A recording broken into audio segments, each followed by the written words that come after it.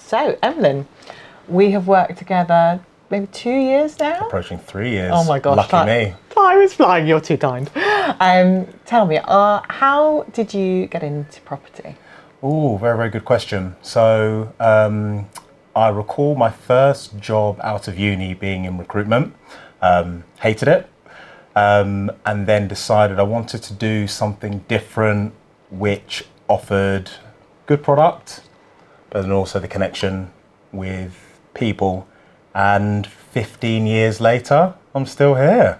And the last 3 with us, so we're blessed, obviously. Absolutely. And you have got to be one of the biggest personalities, I think, in property. Thank you. You light up our, the room really, and it's definitely our conference and at our events. How do you retain that much energy 24 hours a day?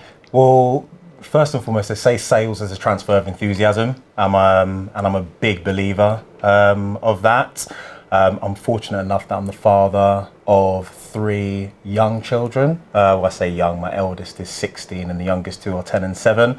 My eldest is a bit of a gym goer, so he keeps me young. I like myself. So keeps me young, keeps me on my feet, keeps me on my toes as well. Good. And in your career, what would you say has been the most memorable moment? For good memorable moment. Good memorable moment. Goodness me. I would probably say, goodness me, my interview with yourself and Tanya all those years back. I was working for another firm at the time. I made a mad dash. Was it really brutal? No, it was actually a very enjoyable, sort of process. And I think the reason why it's so memorable is because prior to joining John D. Wood and becoming an area director and being given the reins of a number of offices to take care of, I'd only ever taken care of 2 offices at any one time.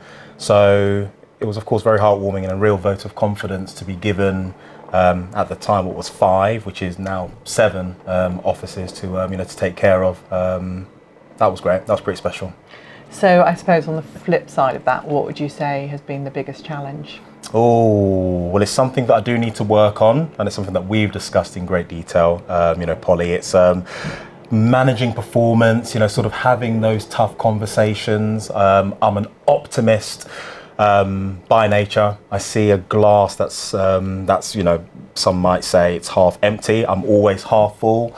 So I'd probably say, getting better at holding people to account and maybe having those tougher conversations. I think you have an incredible ability to light up a room, create energy, bring out the best in people, but you always see the good in people and only the good. And, we want everyone to be, a dream, but sometimes, even if it's areas that you can advise someone to work on, it's just being able to, everybody's got the areas they need to work on, and it's just tackling that, I suppose. Absolutely. So if you were talking to your younger self at the start of your career, what advice would you give yourself?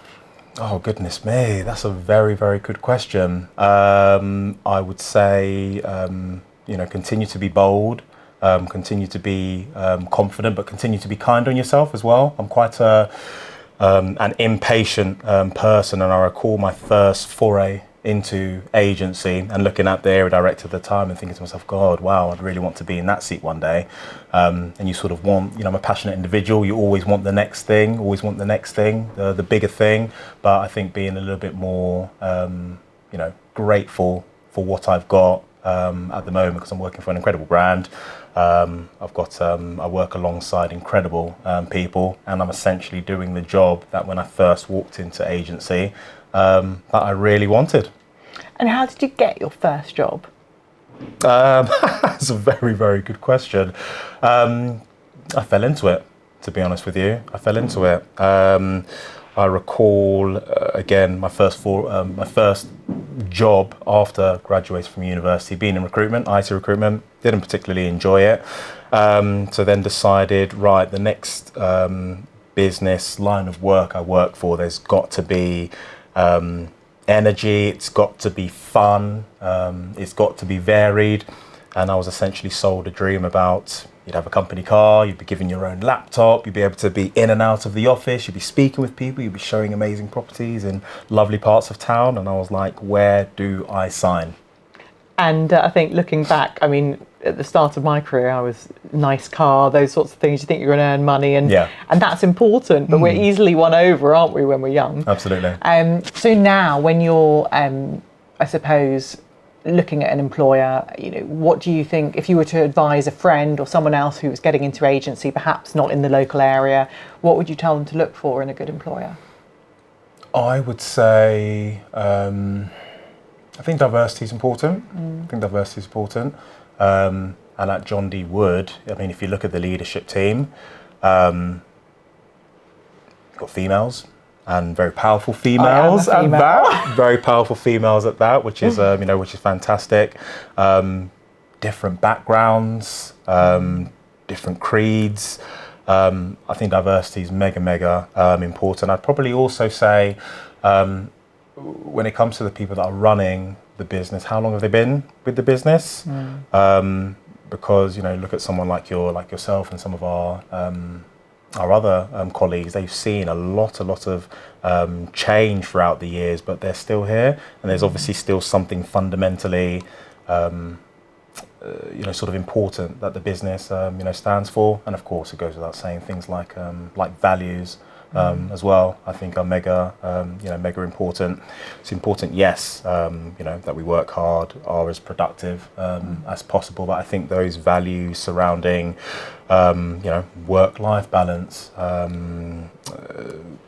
topics surrounding menopause, for instance, which I know we're a big sort of believer and supporter of, I think are mega important. So good values too. I think aligned values really key to why our leadership team has stayed together, because we have quite strong morals. I believe if you look after your people, the results look after themselves, and we don't get everything right, but I think that because I couldn't have anyone working for me that didn't treat people well, because that would be a non-negotiable for me. And I think because we have those values that are aligned, it makes us the leadership team that we are today. And I'd like to say we're a young leadership team. We're not that young anymore. I'm getting older. I've got a big birthday this week. But, we are a team that recruits on talent rather than on length of service. And that's something I think I'm really proud of, because I think that certainly in my earlier career, you wouldn't get a job unless you sat in line. And what I want is a business that recruits on talent. So if that means bringing someone in externally into a role internally, whilst of course I'd always rather recruit internally, I'm going to give the best person the job. Absolutely. Because that's the right thing to do in business.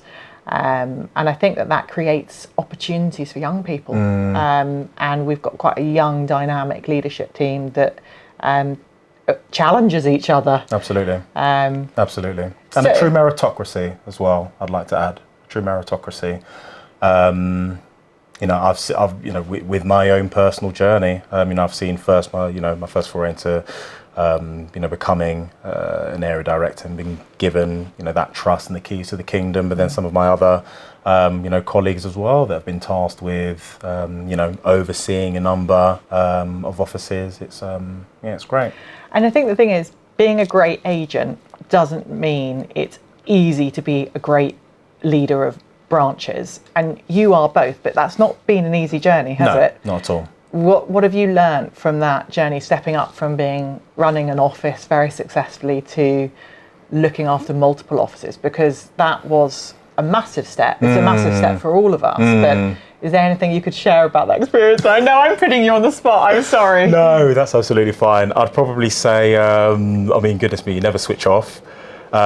You wear numerous hats. So sometimes you're a mechanic, sometimes you're an agony uncle or agony aunt or agony person, sometimes you're a mentor, sometimes you're a teacher, You know, and unfortunately for me, being the, you know, I've been married for 12 years now, father of 3, I've got sort of quite a bit of life experience. So it sort of helps me have that additional gravitas, you know, when it comes to helping the guys out. I've also owned a number of cars, so I know my way around a car and topping up the oil, etc. if the teams ever need it. Are you saying that your team can't look after their company cars? Is there something I need to know? Potentially.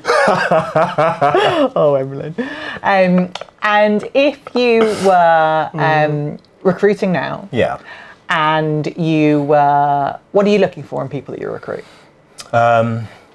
Energy,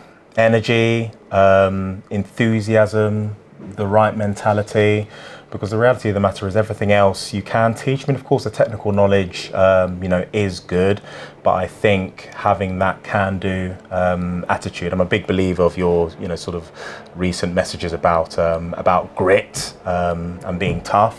You know, I'm unapologetically South London, born and raised, you know, in Croydon, what they like to call sort of the school I'm of South London your South too, London South girl and as well. proud. Absolutely. So Most people are not proud of being from the no, South, they're but we not. absolutely are. But I absolutely am. You know, in this absolute concrete jungle, but it really, you know, pressure makes diamonds, doesn't it? And it really makes minerals of you. So I think, yeah, you've got to have that element of, you know, yes, that sort of vulnerability, but also that mental toughness and sort of fortitude, I think, is mega important as well.